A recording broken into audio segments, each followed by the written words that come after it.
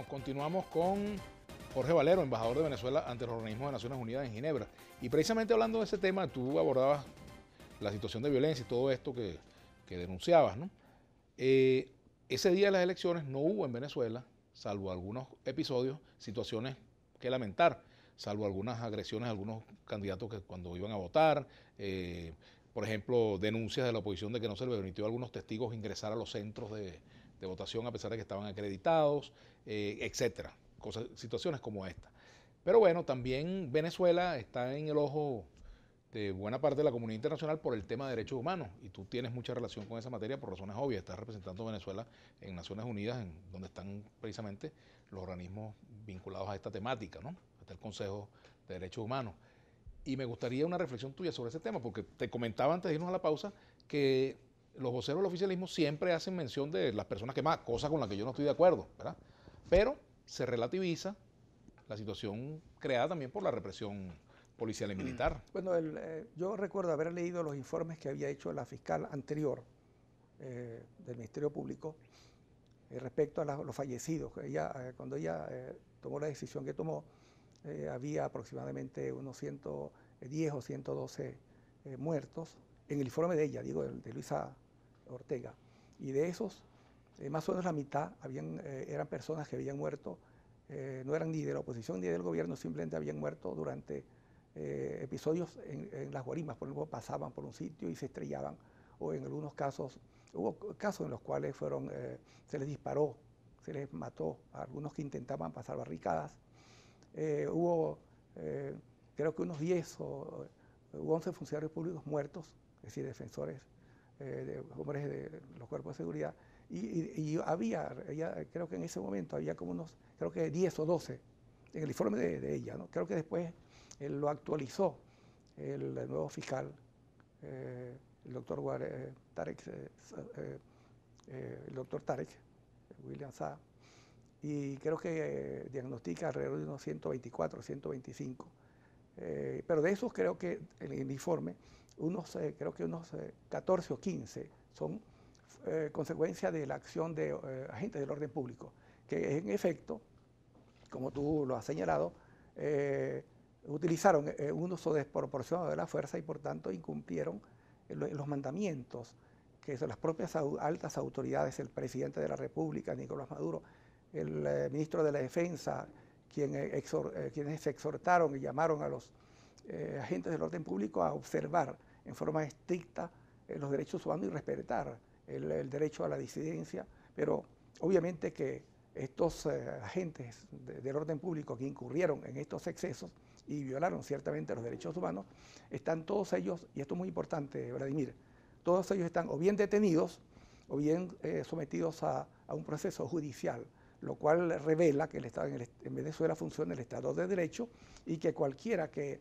incurra en violaciones, en este caso agentes del orden público, transgrediendo los fundamentos humanistas y las orientaciones estratégicas que han formulado tanto el presidente como las altas autoridades militares, pues obviamente es sometido al imperio de la ley. Ahora, Jorge, ¿por qué Venezuela no acepta la visita del alto comisionado o de una delegación del Consejo de Derechos Humanos de Naciones Unidas, por ejemplo? Sí, te voy a informar, Vladimir, que recientemente el canciller Jorge Arriaza estuvo en Ginebra y anunció que el presidente Nicolás Maduro Moras había aprobado dos cosas muy importantes. En primer lugar, había aprobado solicitar a la oficina del alto comisionado asesoría técnica, es decir, cooperación técnica, a los fines de que las recomendaciones aceptadas por el Estado venezolano durante el examen periódico universal pudieran contar con con la asesoría, con el apoyo técnico de la oficina del alto comisionado. Es decir, que esto revela una voluntad política de cooperar. Es decir, pero ejemplo, además, una visita, por ejemplo, para ver la situación de las personas recluidas en calidad de presos políticos, por ejemplo, en Venezuela. Te informo que están ya invitados, incluso ya nos tocó a la misión diplomática circular la invitación por instrucciones del canciller de la República y por supuesto con el aval del presidente Nicolás Maduro Moro, a dos relatores especiales. Uno que es el relator especial sobre las medidas coercitivas unilaterales que afectan los derechos humanos. Es un argelino de apellido Idris, quien vendrá a Venezuela Desafortunadamente su mandato fue ratificado hace pocos meses y la primera visita la realizará a Venezuela.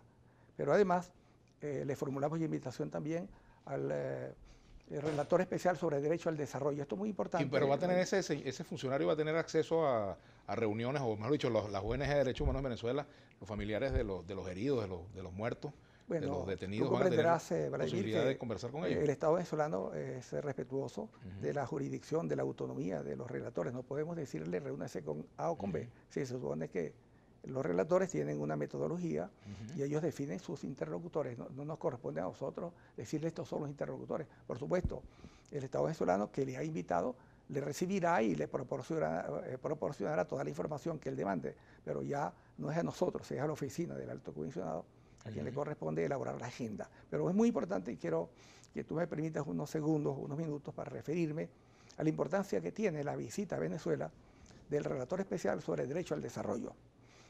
Se trata, Vladimir, de una resolución aprobada por la Asamblea General de las Naciones Unidas hace 30 años, en votación, que por cierto contó con el voto negativo de Estados Unidos y de países de la Unión Europea que se oponen al derecho al desarrollo, porque nosotros, los no alineados, estamos predicando que hay que avanzar mucho más en la institucionalidad en materia de derechos humanos. Ya tenemos dos instrumentos fundamentales: el Pacto de Derechos Políticos y Civiles, el Pacto de los Derechos Económicos, Sociales y Culturales. En consecuencia, falta como un pacto internacional, es decir, un tratado que tenga fuerza de ley internacional, que llamamos derecho al desarrollo. Entonces, hace 30 años se aprobó una declaración que mandata a las Naciones Unidas para iniciar un proceso conducente a crear un instrumento jurídicamente vinculante, es decir, un tratado internacional. Esa negociación estaba de alguna manera paralizada en el Consejo de Derechos Humanos en Ginebra, porque esta negociación se realiza allí.